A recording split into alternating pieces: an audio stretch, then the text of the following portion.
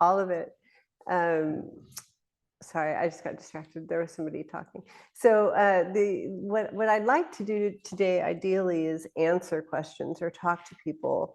But if not, then and I love my Instagram questions as well, if we have those. If not, I'll answer some of the questions that I have here. Oh, I just meant fresh, like, yeah.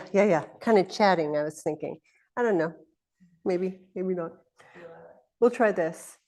How do you keep desire from becoming an attachment? You don't. And this is the rough news. The rough news is that let's see how I can explain this. So it's strange the way it works. So desire is this dynamic energy that is alive and moving inside of you. Nice haircut. And a lot of arousal, expansion. So Reich even looked at the sensation of pleasure. It was the sensation of expansion. And then what happens is you have what are called klesha, or you have greed, hatred, and delusion. Usually it's like, romance, special, jealousy, mad at you that you took what was special from me. And delusion is, I'm just going to ignore the whole thing. And so I'm going to ignore what it would take to actually have things feel good. So then you have these klesha, and if you imagine, this is how I imagine it, you have like a central channel. Your central channel really, in my mind, now this is not Tibetan Buddhism, this is Eros. It's the line up the clitoris, it's the line up the introitus, and it's the line up the anus, and that makes a kind of chord, like a ooh. And that's the vibration from the inside. That vibration from the inside is what we call orgasm. Orgasm is the humming and the purring, and it is the conferring of sensation. It's how we transmit to each other. So that unimpeded is bliss. And the good news is it isn't ignorant bliss, it's aware bliss. And so you have this sense that you sense everything around you at once. And in that sensing, you feel the interdependence. From the interdependence, you feel that hunger for intimacy resolved.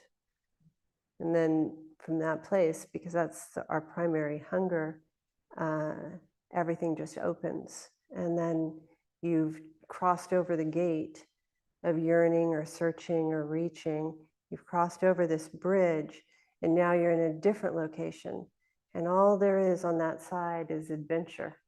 Because the fundamental things that you were craving for, yearning for, reaching for, feeling insufficiency from, that's all gone. And so the mind can relax. And then that's all there is exploration, no matter what it is, because you're not identified with it. So your most horrible things are the greatest adventures. It's a different place. Now, the question about attachment then is, well, I think the hardest thing to recognize is you don't attach. There's no will that's doing it. You can't unattach.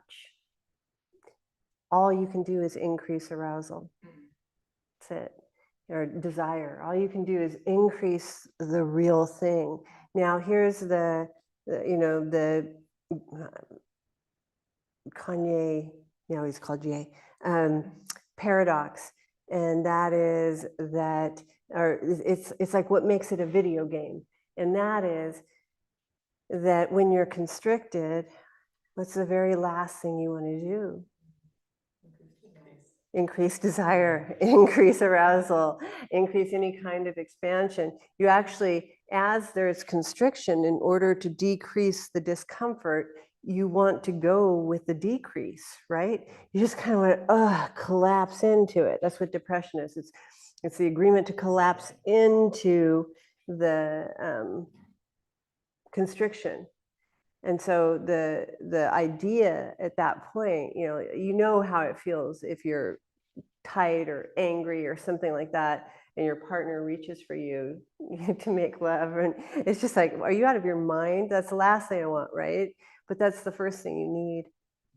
And so to keep increasing arousal. So then it turns, this attachment, here's the other part, the other joke, and that is that if there's an attachment and you increase arousal, the attachment will increase before it will decrease until you exhaust the karma. And that's the part of the story that we don't like, is that you have no choice but to go through and exhaust the karma. There's no way. You have to keep going back to those places and bringing arousal and eroticism and approval to those places that you made, terrible errors, or you had a lot of difficulty, or whatever it is. You have to keep going back and tweaking them in different ways to bring the arousal. So then it just sounds so crazy that you're in this kind of gripped or attached state, and that you're going to, in that time, increase the arousal. But that's really the best way I know. There is no other way, actually. Anything else they tell you, I've tried all of the mindfulness stuff. I've tried I've tried it all. It doesn't work. It doesn't. It decreases the discomfort of attachment, but it doesn't touch the attachment at all. It only treats the symptoms, and you want to dissolve the actual tendency. You want to get to the source. You want to have that moment when you cross over the threshold, from your teacher, your deity, whatever it is, and you cross over and you actually come into contact with Vajra Yogini, where you actually come into contact with the force itself, whatever it is. You want that, and getting there isn't comfortable. How's that? If there's anything else, anybody I'm happy to talk to anybody. We do have a few, actually. Oh, good. Well, our first one's actually that. Yeah, okay, so I think you may have just answered it for me, Okay. because in previous talks, you've talked about karma. And it feels like I was wondering, because I have a definition in my head of karma. And when I hear you speak about it, it sounds like it's like the stuff of life. So I think maybe you just addressed that, but is that kind of on target? Is that what you mean, like karma, like the things we bring to our, like the daily, like our daily bread and all the things that we deal with that we don't like, or that if you could maybe expand. Oh, I don't think karma is like or don't like. And karma is, I think, one of the most challenging things to understand, because here there's karma, like this life's karma, which it really just means habits. It's a habit of doubt, is what a klesha is a habit of doubt. And then karma in its tendencies, programs, habits, grooves, right? And so they aren't necessarily bad or good, or they just are. They create certain flows. And so as you pull it back, there's nothing that isn't karma. Everything's karma, which is incredible. When you get into arousal, karma is the stuff of the theater that you make. You make your theater from karma in arousal. Right? Because it's animated and it's alive, and you feel it coming up, and you feel these tendencies and these beliefs and these things. And then all of a sudden you can live inside of the scene of that. But it's fun, as opposed to not being aware that everything is karma. And so you don't see how things move. You don't understand the programs. That's what suffering is. Things move in a certain, very predictable way for the most part, because you can see karma. And you can really tune into it, and then that feeling of feeling alienated from reality, or somehow separate or distant, all of that dissolves. Then what happens is, you'll cry, and it'll just be like, yeah, that's the karma of this moment. That's what is happening. That's exactly what's meant to be happening. And then that fundamental resistance or againstness that we have to the moment dissolves in itself. But even that resistance is the karma. And so I don't know, when I was a little girl, I remember being like, okay, where did it all begin? And I kept trying to follow where it began, and like my mind would just get blown, and oh no, and I'd have to start again. And that's sort of like the play of karma is that. And so the only thing to do that I know of is delight in it. And then the strangest thing happens is when you delight in your karma, the patterns change of their own accord. Yeah. How's that? Great. Thank you. Good. We have Sarah Arani next. Sarah, my lover girl. Hi. In a talk a couple of talks ago, you mentioned something about the consort becoming what is needed, or if I heard that, shape-shifting, maybe becoming what is needed.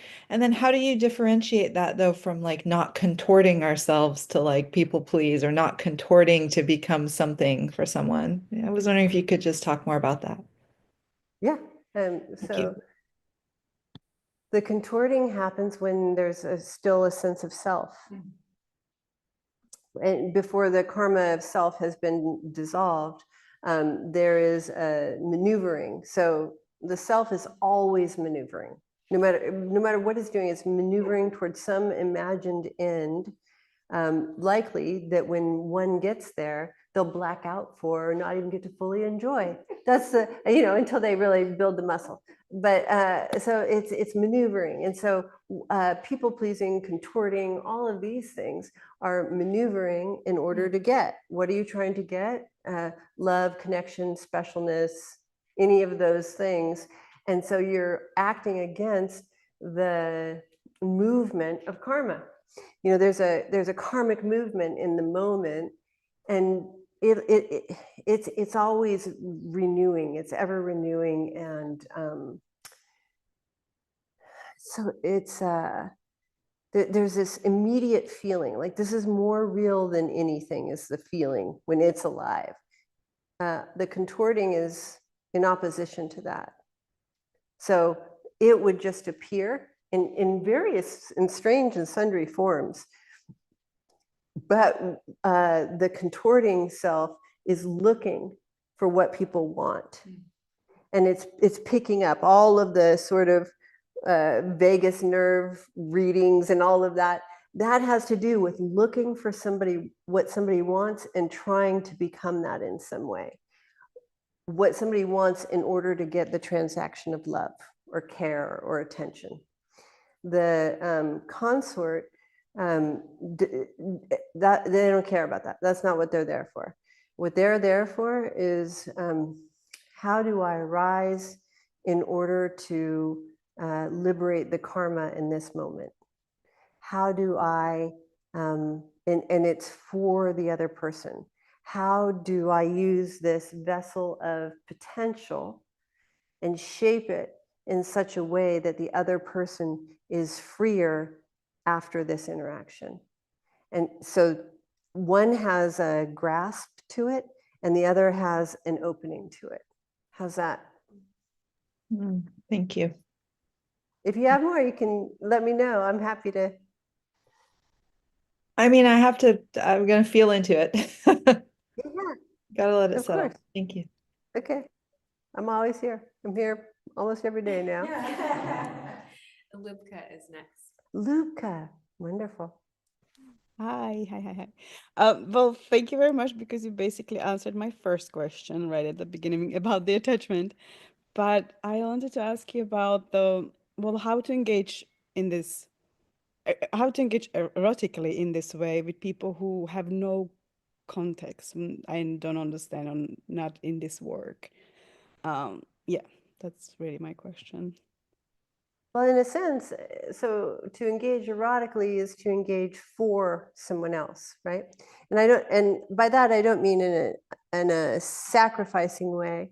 I mean that's where the turn on lies. So my greatest turn on tends to be feeling an experience that's happening through other people. This is far more turned on, although I can enjoy my own. But for the most part, that's where the turn on, that's what enlivens me, is seeing that or feeling that.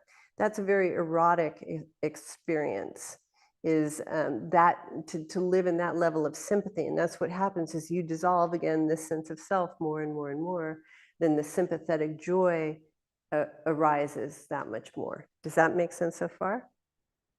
Give me more now. Well, a lot of times people will engage with people and they're just like basic concept that they don't understand, and then I'm like, okay, but I see. Okay, so so when I engage erotically, which is how I engage with everyone, I engage on their terms. And that's really when we were talking about arise according to the need of the times.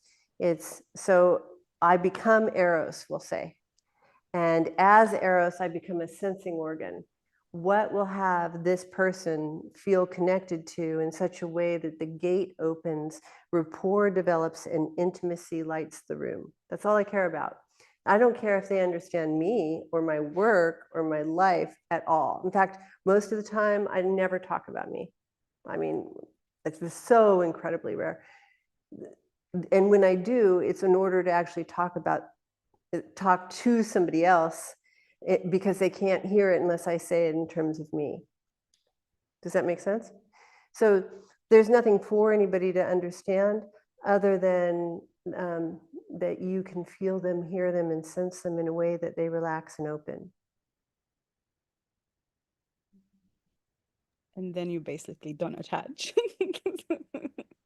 Yeah, I mean, well, I mean, you're definitely at the place. Like if you were a super, super beginner, I might not be as direct, but you're definitely at the place where you are fully capable of just simply being it. And where the practice is in attuning, you know, having your being attuning to whoever you're talking to, so that that resonance comes. And then, you know, there's like a Jesus saying, you'll know me by, it's like you'll know me by my work or the ones who sent me or something. But what it's really saying is, with Jesus, you'll know God by how he is in the world. And that's how it's best for people to know what Eros is. You know, I mean, every now and then I'd love to just spank them and trigger them a little bit, just because people need that. But for the most part, it's just, you know, like we do free food. Eros does free food. Those people know Eros because they're dealt food with dignity. And by dignity, I mean food that I would eat, which is not true in most food kitchens. So they know Eros as well as any of us know it now.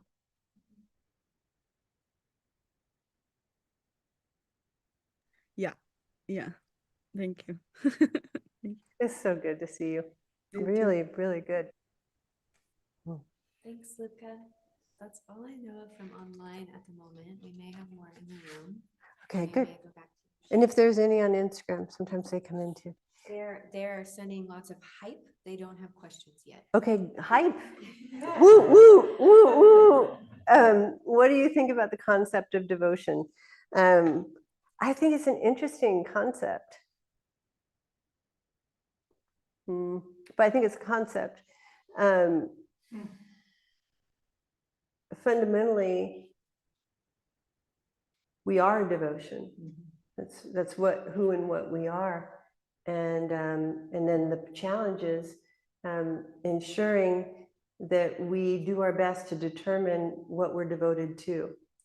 We will devote and bond with whatever comes in our stream unless we learn to devote, I'll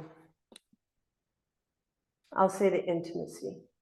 That'll be the word I'll use for this. So, you know, that takes a long time grooving. I'm only going to devote myself to this intimacy. And from that, what happens is you can be devoted to finite things in such a way that you aren't consumed. It's like you're devoted for them, you're devoted through them. And then, you know, if you have a really phenomenal teacher, That devotion, I believe, that sense of devotion, because you are it, so it's not developing it, it's just not constricting it. And so, a great teacher type relationship in my mind is one where there's you've tested the gold so much that there is a reflexive trust in you, that your go-to response with them is trust, but it's tried and true. And so much, and that to me is that's the expression of what devotion is, and that devotion is the only thing that is strong enough to carry you through the gate. And it's what we fight, right? Especially in the West, we want to be independent. There's a whole series of things, but that devotion will carry you, to the joy where there is no opposite, to the place beyond the valence of good and bad. And the truth, though, is that the conception of devotion doesn't make it through. And you can't fake it. It's like, we have this idea that you can fake orgasm. You can fake the activities that may or may not happen when somebody enters orgasm, but you cannot fake it's the last thing that can be faked. It's probably the only thing that can't be faked is orgasm. And in the same way, you can't fake devotion, because you either make it through or you don't. And so devotion is fundamentally for your own heart. And it's this allowing it to marinate in such a way that all those little resistances against trust, those fall away. And you make it, you make it home. And I think that's where we're all trying to make it. And that's the way you make it. So. We have one from Angie on Instagram. When someone says they want to be with you, but they are unwilling to move closer to you and only want you to move, how do you stay open there? How do you keep your heart open while staying with yourself?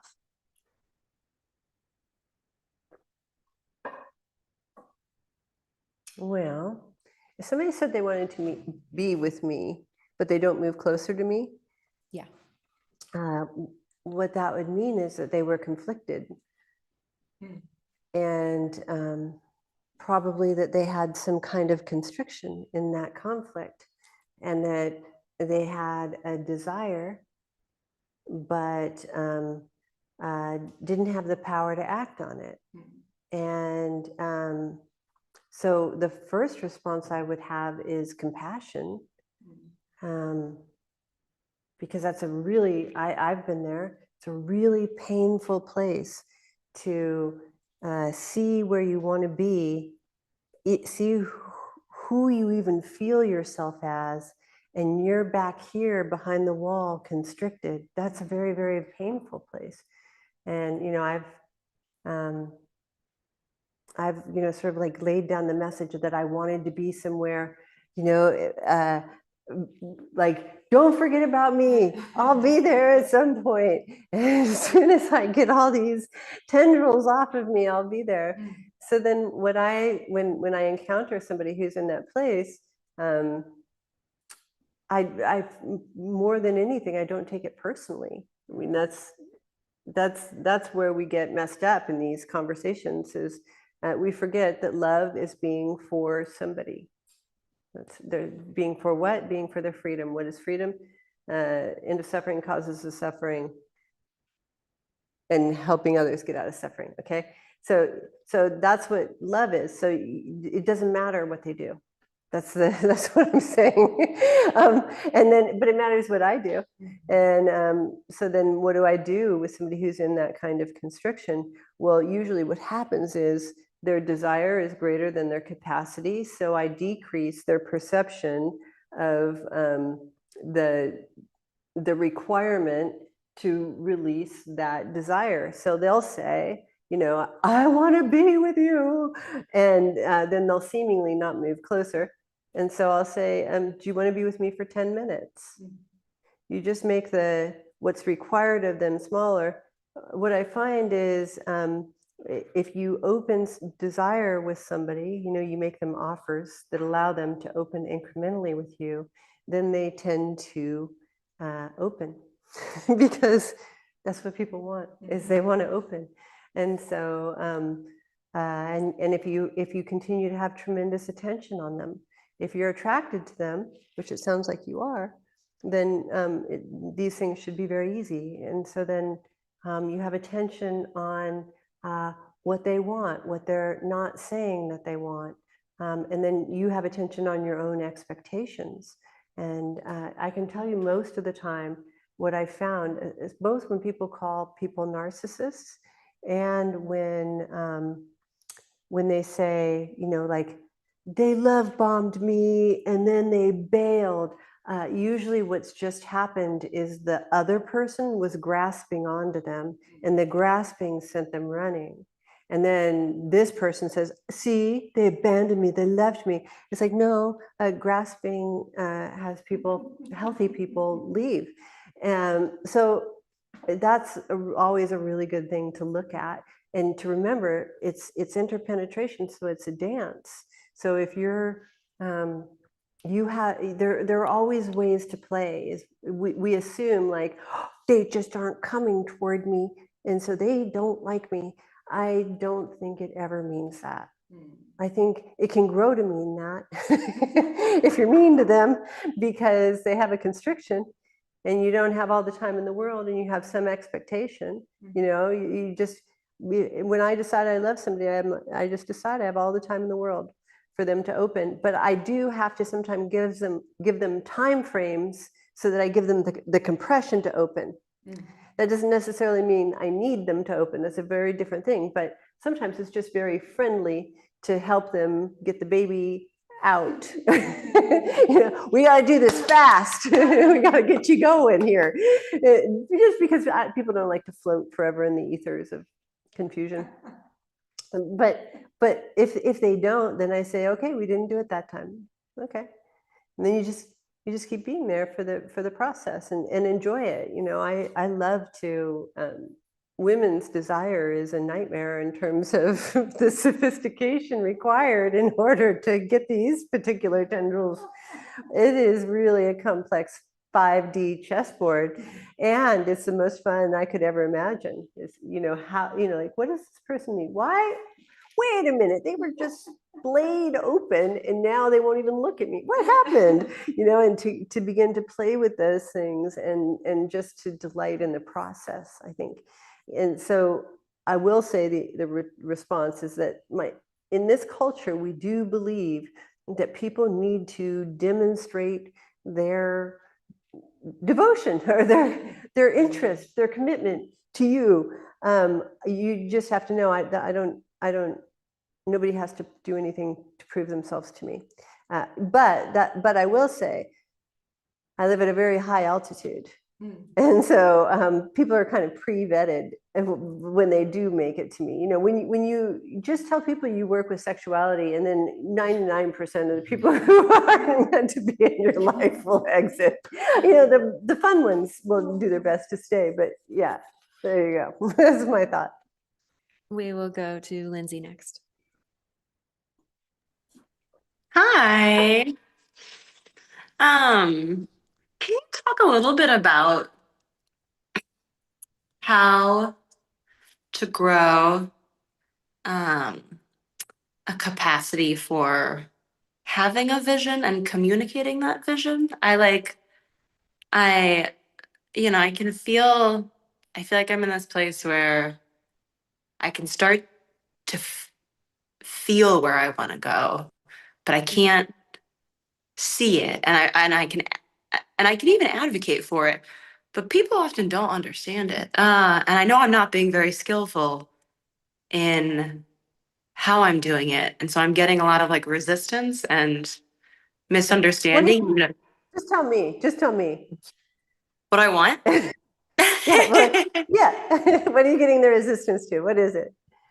Well, in work, it's like I wanna build a part of our company that works a lot more collaboratively, and I want like I'm a very specific What do way. you want out of that? If you had that, what would you have? I think I want to feel fed by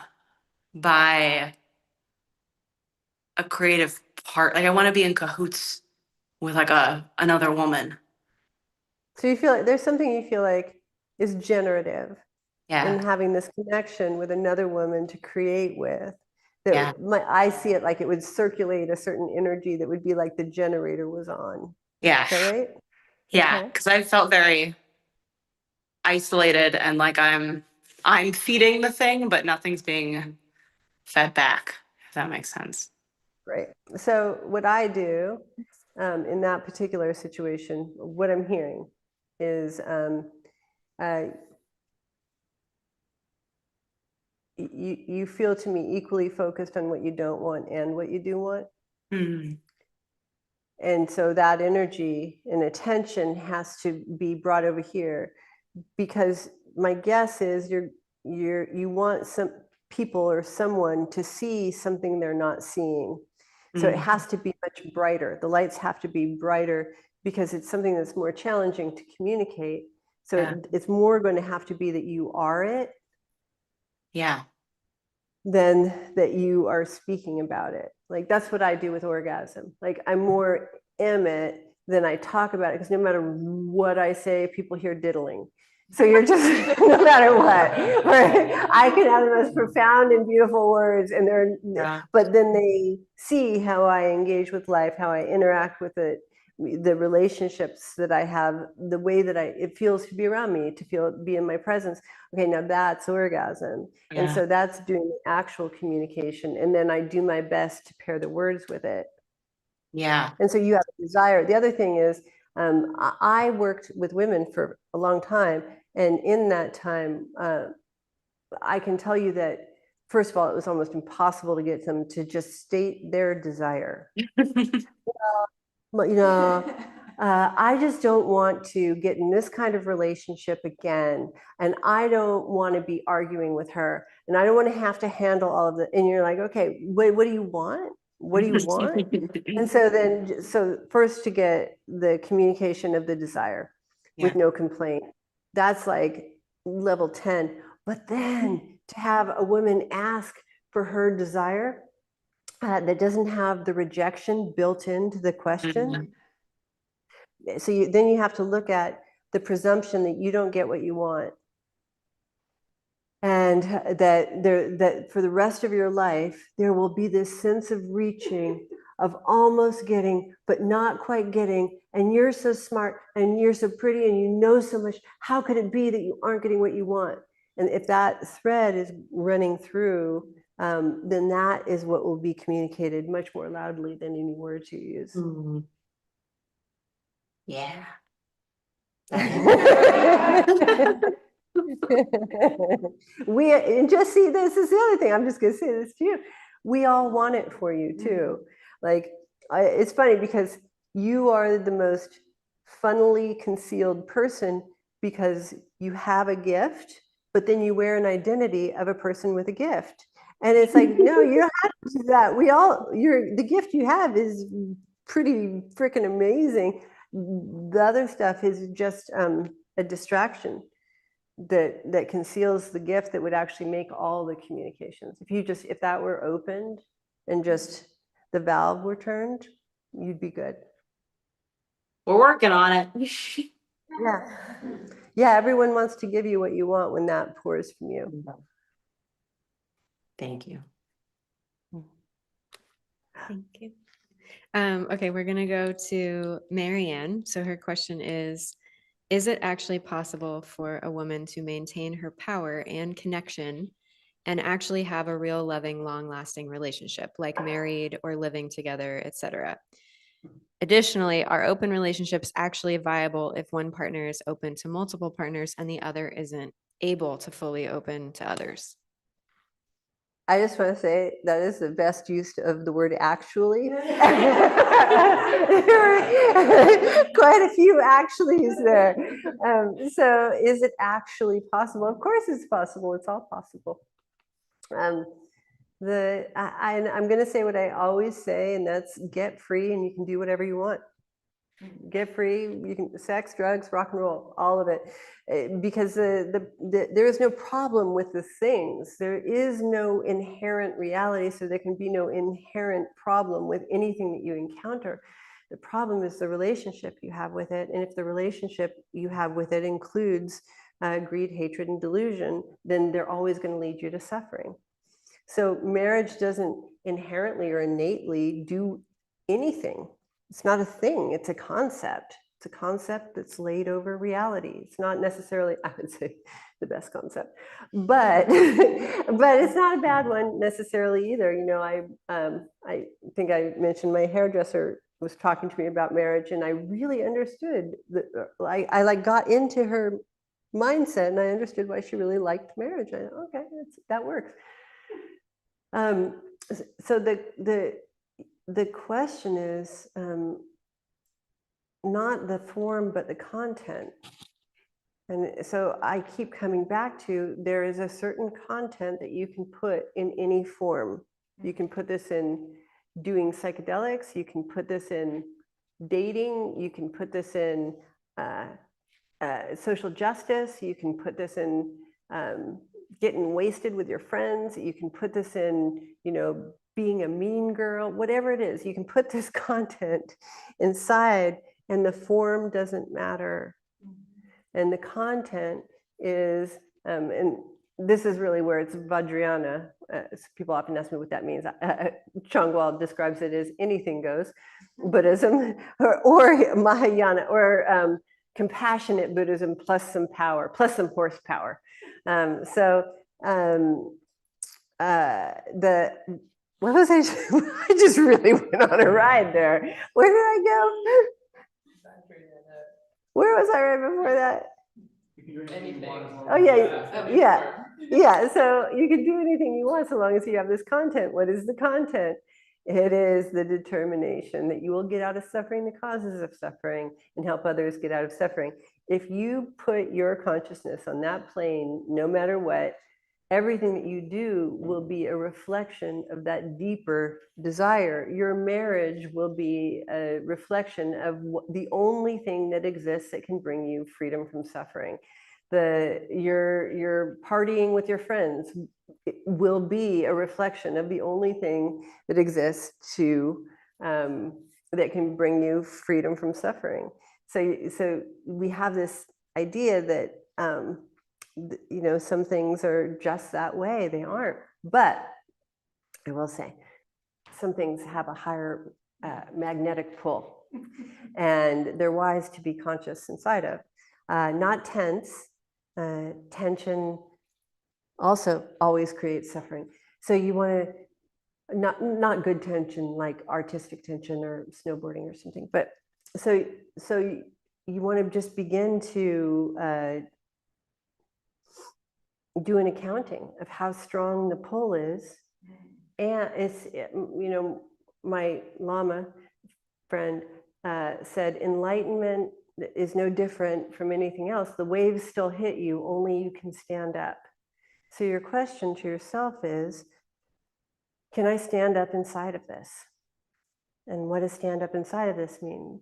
Be true to my deepest values. So my value is to always be for.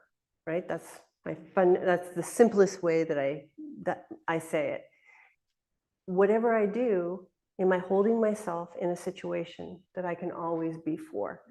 You know, like if I'm doing a lot of cocaine, is it still easy to always be for? By the way, yes, it can be. It's not the thing, but I'm saying, you know, I will say cocaine addicts do have a certain reputation. If I'm a bank robber, is it easy to always be for it? Well, we don't know. I mean, you see what I'm saying? So it's actually possible, and it's actually difficult, is what I'm going to say. And why? That is because social convention, especially highly, highly, highly reinforced for control social conventions, which is what marriage is, they come laden with a certain weight that you walk with. Now, if you're a high level player and you're really good, you transform that weight into flow, and then it becomes power that moves you. So then you become the true meaning of a power couple, like real power. And just simply by transforming all of the social expectations, that you be monogamous, whatever, that you don't have a fez, whatever I don't know, whatever those things are that are your social conventions, you break them, and then you have a great marriage. So then the other question was about Open open relationship. relationships, which is a great question. I've never had that question before. I don't know. That's the best answer I can give you. That is a hard situation.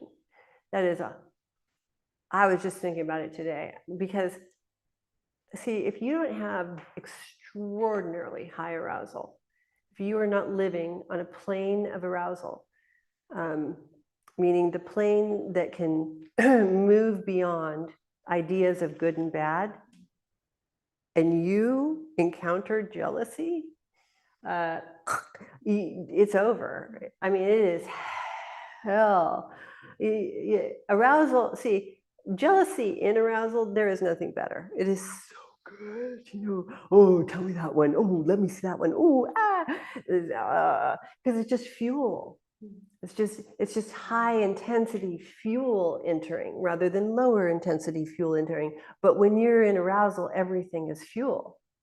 So that my first answer is, if one person doesn't want it, that would suggest to me they're not in a high state of arousal, because they are not seeking to expand the arousal form. So then that would mean that they would possibly be in their mind accommodating. Now, accommodating or compromising is a crime in Eros. It is the worst thing that you can possibly do, because it is a breeding ground for resentment. To the extent that you accommodate, it means that you don't act naturally. Where you don't act naturally, energy collects and congeals. Where it collects and congeals, that becomes tumescence. So that becomes these stops where energy can't flow naturally. That occurs as discomfort. That discomfort then we tend to call trauma. That discomfort then is, a fundamental low-grade sense of insufficiency and suffering. And all of that is because you said, or one said, I am going to be so noble and compromise. Compromise is really just a very devious transaction.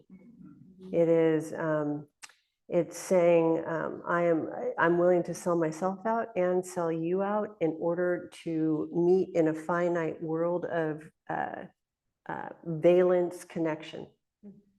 It's saying this world isn't big enough for both you and me to be whole. Both of it, we have to cut ourselves down. And so that, to me, if you live in a world of four, and four is somebody's liberation, that is a crime. That's wanting less for them. And so I don't know. But again, I'm not saying it can't be done. I'm saying that one would be really hard. I mean, I think the most important things in a relationship are that you have the same sex quotient. You like to have as expansive and as often and as deep sexual interaction, and that you have your fundamental sense of what a relationship is about. The other things, the forms don't matter, but if you get two people who can say this relationship is about us being agents of freedom for each other, for everyone around us, and we both like to have a lot of sex, it's a great relationship. Thank you. Thank you. Excellent. Yes, I have spoken my wisdom. We're gonna go to Nancy next. Okay. Hello. Hello, Hello. Nance. Hi. So a couple talks ago or so, you were talking about your experience with the controlling men in a makeout. Men And who are controlling in a men, makeout? yes, and Okay. how there was the one that you Oh, yeah. that you The golfer. yes, that Mhm. you responded to and how you opened with that. So that opened me hearing that story. So so I had a similar experience. And so I had more of a flow, like I just went with it with, I think you should do this. And so, and before I was like I'd have like even just like a split second of hesitation, but this time I didn't. So I was like, "Phew," and I'm like, oh, okay. It like took me someplace that I wouldn't have gone if I didn't just respond to That's the right. that request. And then I'm like, oh, I'm actually the one like guiding that, had that experience. So then in my life, in like a regular day, the same thing can happen, I noticed, where somebody says, like some response will come, a stroke will come my way. Insensitive thing. They said It's the something. same exact thing. And Yeah. so that's been a huge epiphany. Like I can do the same thing at the same speed. If I hesitate, It's stop. over. It's Game over. over. It's over. But if I just like if I zip through the That's it. opportunity in that moment, where it can go to a whole new place and a whole new way, and it actually changes me and my relationship with the person that it happens with. Infinitely. That's it. Yeah. I mean,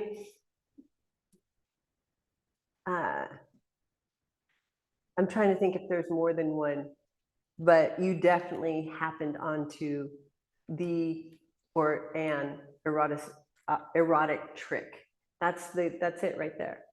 What you do is, and hopefully, you know, it happens effortlessly and naturally over time Yes, because you right. figured out, see, that's the 9 Yeah. 3/4 platform that I talk about. Mhm. You know, that you have to run and get Mhm. in order to break into that infinity. So you break into the infinity, and then the trick is just to always remember hesitation costs. So you hear that first one, and if you do not get that first one, it's over until the merry-go-round comes back around, right? And often it's just over, and then you're hopeless, and then it's confirmed Mhm. that you're hopeless. Nobody cares about your desire. You're never going to get your desires met. All of these things happen, but then you go. And the other piece that you nailed is you have to go without an agenda. You don't know. That's the thing. You don't know the response. You've never had a new response here before, so you have to make it down that thing, and then as you do, and this is what I think Trungpa was talking about when he said, you know, you're flying through the air with no parachute, but there is no ground. This is you're flying into this new, you're now potential, you're flying into this new being formed into arising according to the need of the times. And wisdom is guiding you rather than habit. And so as wisdom guides you, then you appear suddenly in a form that you've just not, I don't know about you, but I've just not appeared in that particular form. But it's the perfect form, and it's the only thing that was ever required all of these times that this person was doing this irritating thing repeatedly. But you make it through, and so just to remember, hesitation costs. That's like, if I could say, there are a few things to women I would say. I often have been saying this week, I can see your desire. We can kind of all see our desires, and I can see that you're saying it at a 1, but it's really at a 10, and I can see the moment it looks like the window opens and you think, oh, I can make the connection, and then I watch you shut it down. It's like, go through the gate. Hesitation costs. You have to develop the habit of I'm in, I don't know what I'm going to do, I'm in, and until pretty soon that's the habit, and then that's when you're just flying and you don't know how you ended up flying. But you got to go through the gate, and It's just, I mean, it's in a sense, it's time on the mat until it's not, because now you found the phase transition point, and now it should be a blast. Once you find that, then it's like, okay, I can do this. Yeah. Yeah, it's fun. It's a, yeah, it feels so much better. It's like, there's like a joy with it that's so, like just keeps feeding. It's like an engine that like just keeps feeding. Generative. Yeah. That's exactly Yeah, it. exactly. And here's the other thing. I heard this other Buddhist teacher say, you know, when you get enlightened or when you get free, you free everyone else. What are you freeing them from? Your judgments. And what you find is you need people to behave in certain ways because you only have a certain repertoire of behavior. If you don't have the gate that you can arise according to the need of the times, you kind of have to keep controlling everyone to operate within your range. But then suddenly you find the thing and you can just respond however needs to be responded. So then it's like, you be you. You do you, boo. I write that sometimes when people are being brats on my Instagram. But you just, everyone can be who they are because you aren't panicked that you won't know how to respond, or that every time they do that, I do this and I hate this, so I hope they don't do that again. You know, you're delighted. You're like, oh, do it, baby. I got a response. You know, and then you get to see these new parts of you coming out. It's like an energy doing yoga through your body. You don't even have to do the yoga. It's just stretching you so good. Thank you. We'll go to Marla. Hi, Nick. I just recently reconnected with a lover from a long time ago, and there's some place where I usually am just super resentful. Like I just have that klesha and have had that klesha for a lot of my life, and somehow I don't even know why or how, but it's dissolved. It's dissolved, and I wish I could say I knew the math of what I did to have it dissolve, but it's like it just didn't feel like a fun game anymore. You know, it just felt like if I open to this thing that I want to have and have it, I can't go over there and just be a bitch, you know? Like I don't even know why I'm sharing this except that I feel like in a very different place.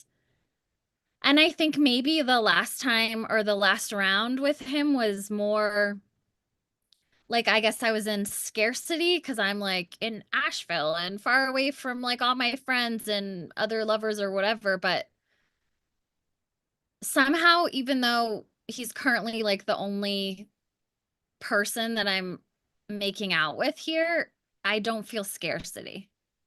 Mhm. I think this is I worked with a Philip Moffat, a Buddhist teacher, and he describes that as the precious place. It's the precious place where something breaks through this curtain or valence of habit, a way that you've always been, and then you break onto the other side of where the richness of something is more important than the absence of something, and your perceptual channel has shifted to land on the preciousness. And once it's there, everything begins to shift as a byproduct. You don't work out your resentment. You just shift this perception and it just falls away as totally unnecessary. And so it does sound like you genuinely landed in a new place. Thank you. Thank you. And Rachel Kane will be our last one. Rachel Oh, wow. Kane. How does she manage to be wherever I'm not? I like just enough distance so I can keep reaching. Oh. See how good she is. Good girl. So as the arousal has been increasing, I've noticed that when I'm attracting more attention, but then when I attract attention, um, I can like play back in a flirtatious way, but I often get like I either play back in a flirtatious way or I stop playing because I am cautious about just attracting like more and more attention into myself. So my question is, how do you play back in a way that liberates the other person or like is for the other person when you have that energy coming toward you? And I just tend to I don't want to continue to like draw it into myself. I want to put my attention back on them, but I tend to like freeze in that moment of not knowing what to say that's for them and not just drawing it more and more into myself. So you want a lot of attention? Is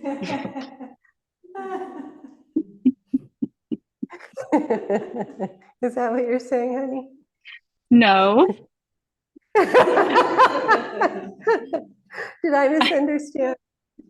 I'm saying I admire the way that you play with me and other people in a way that you're flirtatious in a way that has them see more about themselves. And I find that when I flirt with people, I just uh, I either end up drawing more attention into myself and not putting it onto them. And or stop playing because I'm not sure how to turn the attention back onto them. I am very clear that I am talking to an attorney. So, so I play a different role than you on the planet. I play like, I don't know what I play, a shaman Sherpa, right? That's my role, right? But you play Vixen. And so they have come to you to put their attention on you. That's what brings them joy. Look at you. You're this radiant beauty. And so, of course, they would want to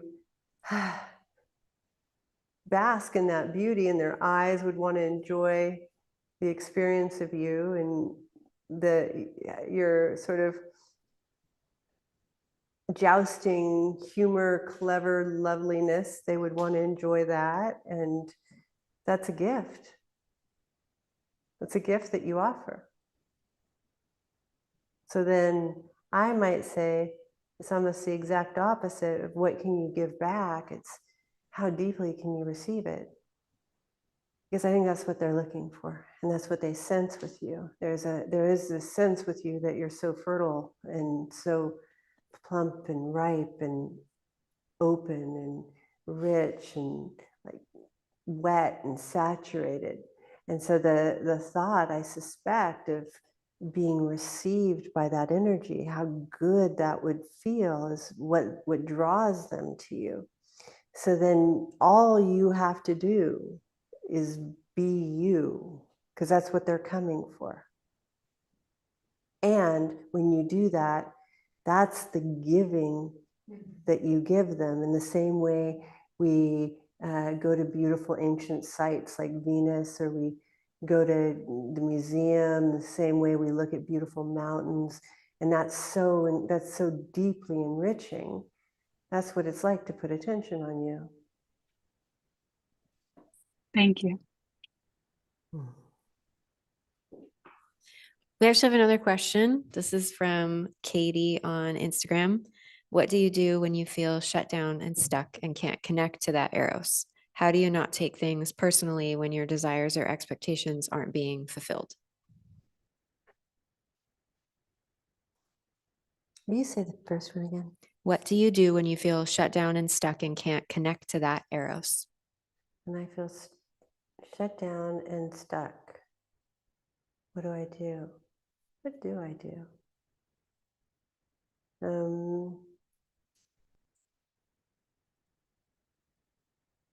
I mean, I have 1,000 mental Post-it notes in here that I posted so that if I ever get stuck in any way, I have a trick, you know, and one of them eventually works. You know, I often start, you know, prayer is one of the best ways. Please God help me. You know, that's just, it's just natural. I just go to that at this point. Please, someone, anyone help me, please. Or, you know, I have mantras or something of that nature. The other thing that I'm going to suggest, because most of what people offer are like, we don't have wellness. We chase sickness in order to cover symptoms. And so most things that would be offered here would be the covering of the symptoms rather than proactively creating a wellness so that stuckness doesn't happen. So I'm going to start there because it's actually much more honest.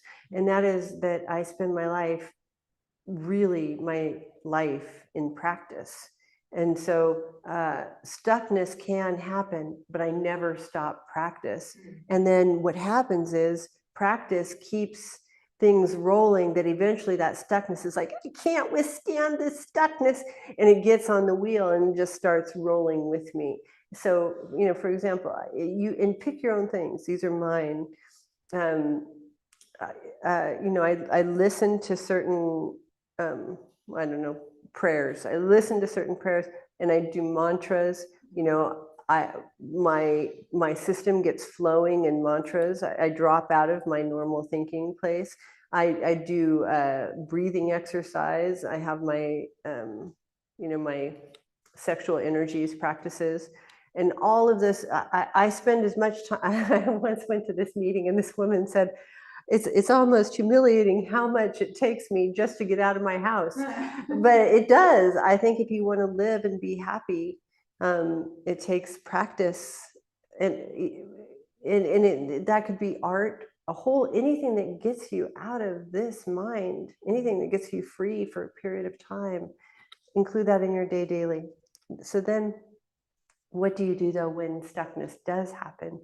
I mean, yeah, I agree with you. Chongwal doesn't agree with me on this one, but I do. He's somebody I've taught with before. My solution for everything, I'm much more Dzogchen kind of person, but my solution for everything is relax. Relax, relax, relax, relax, relax, relax, relax, relax, relax, relax, relax, relax, relax, relax, relax, relax. Let go, let go, let go, let go, let go. Relax, let go.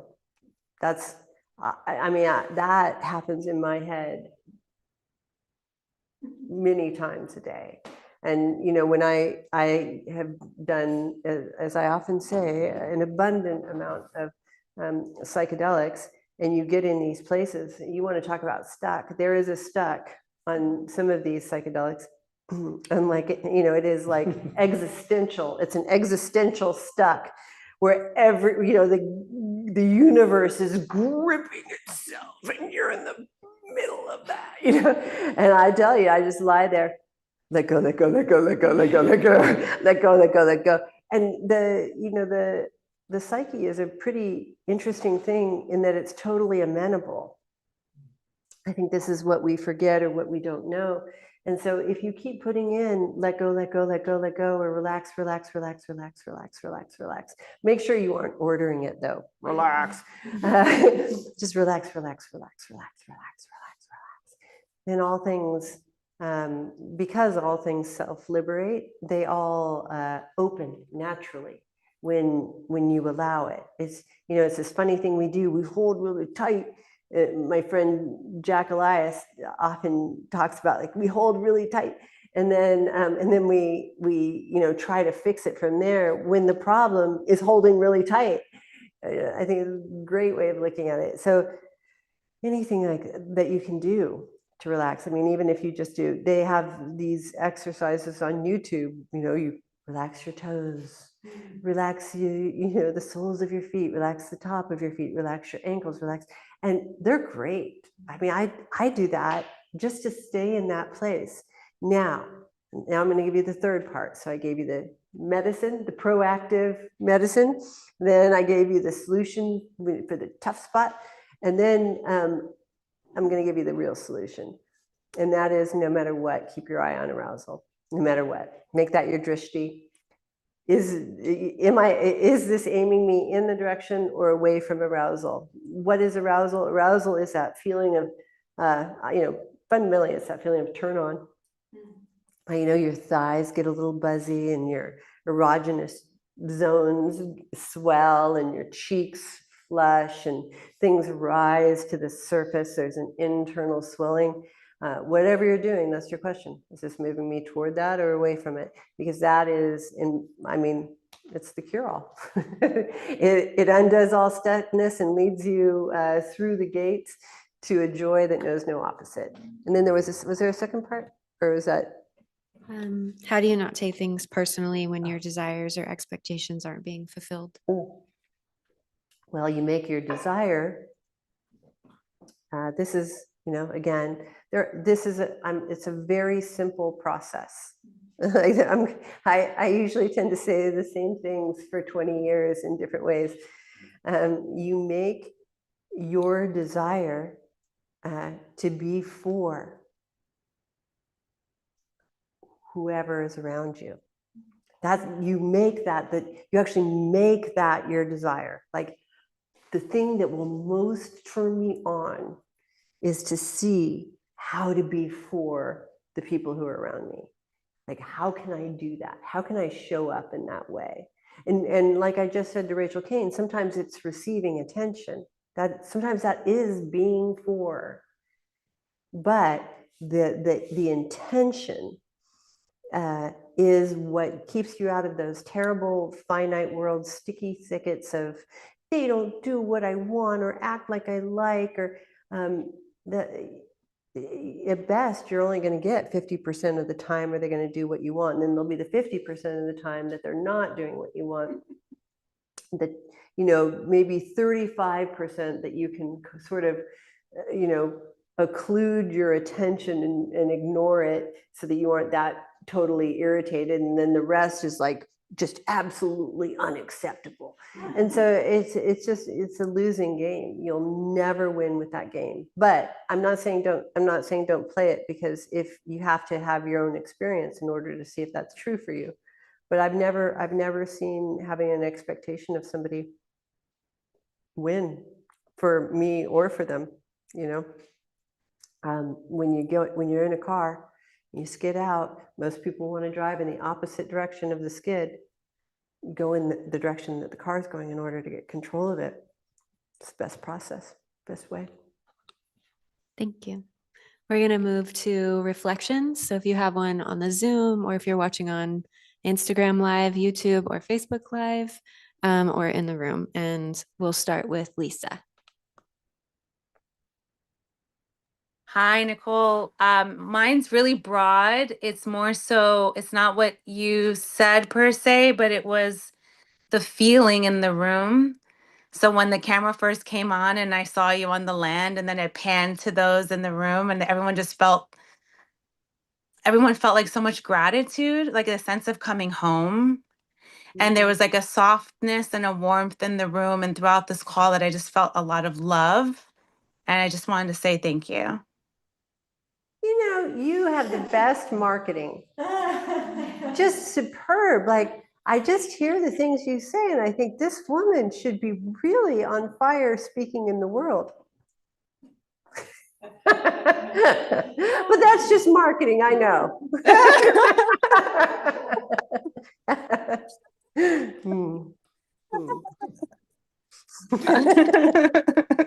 Thank you.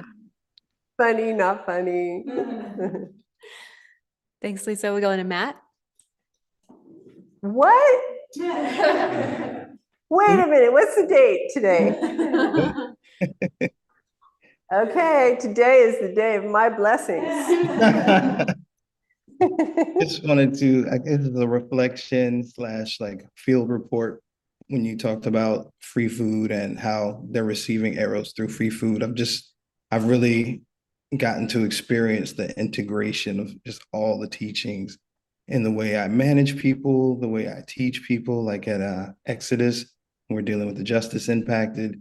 I literally just had a woman text me during this talk to say she's doing a presentation that was evoked by her experience with the art of soul making. So there's just this way that like Eros, I'm just reporting it is indeed being transmitted. And I'm really grateful for the teaching. There was this one moment that I'll just share with free food where a customer came in, a community woman, and she was like, I have a complaint. And I was just like, you have a desire. And then we went from there. And it was just, I was like, wow, this stuff really works everywhere. So it's real and it works. By the way, if anybody can go to free food, Matt is there, and I have seen him. You really have ownership over that room. The care that you put in the room is felt throughout, and it's so powerful. And then the work that you're bringing at Exodus, there's a whole you that's emerging that's lovely to see, like a leader and a statesman. Thank you. Thanks, Matt. We'll Yeah, I loved, I think that was me. I loved the just seeing you seated back in the barn today and just having your you know, invitation to play with us online and the feedback loop bright, and just this attention on how we can kind of practice this new art of you know, flight, I guess. So it's lovely to See, I have this joke I want to make, like, what did you say? To see you in the barn. And I was like, and my big tits. And see, I think that's what you should have said. I'm teasing, joke. No, I want to lead you toward a pure life.